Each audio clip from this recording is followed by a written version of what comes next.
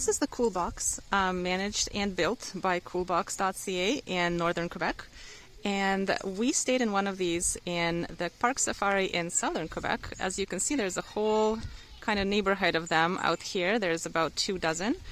And I was trying to figure out, because of the nerd that I am, of how this was built. And it kind of looks like it might have been a container, but it's much too wide for a container. So I also don't think it has wheels. And the only kind of clue that I got was these things here on the front give you possibly some idea of how it was installed.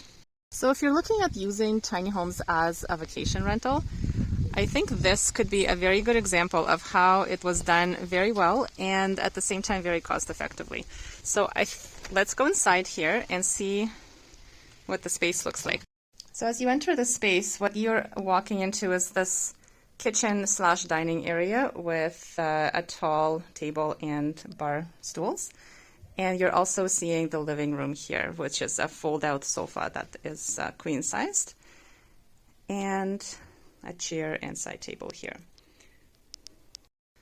So they used the materials and design really well to bring together a space that is very functional, comfortable, and pleasant to be in, while at the same time there's nothing extra here. There's nothing that was an extra cost that didn't need to be incurred.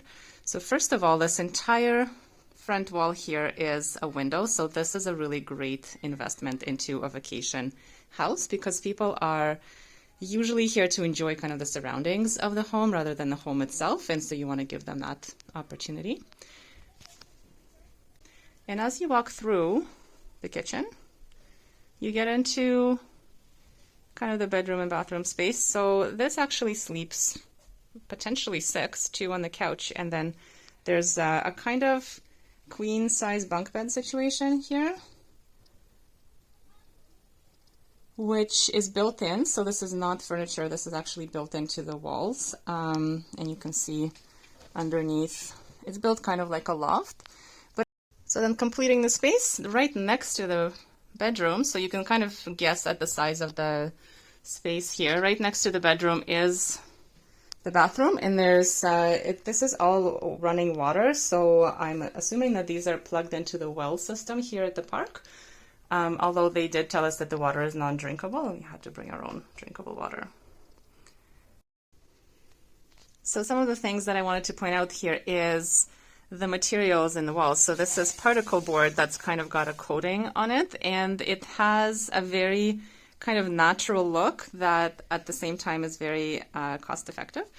And they have this very industrial looking, this is a cement look panel. So this is not actually cement, it's basically printed on, but it looks really well, really good with these kind of black accents, and at the same time it allowed them not to enclose the electrical here, which is kind of an interesting choice. So you can see the electrical goes up the walls here to all of the light fixtures. So something they did invest in is tons of light fixtures. There's actually like a dozen of them probably in this tiny space. And what they also did invest in is the dimmer switches. So the dimmer switches really help with the atmosphere of the place, and it helps people relax and feel comfortable. So that's something where they made a really good choice, I think.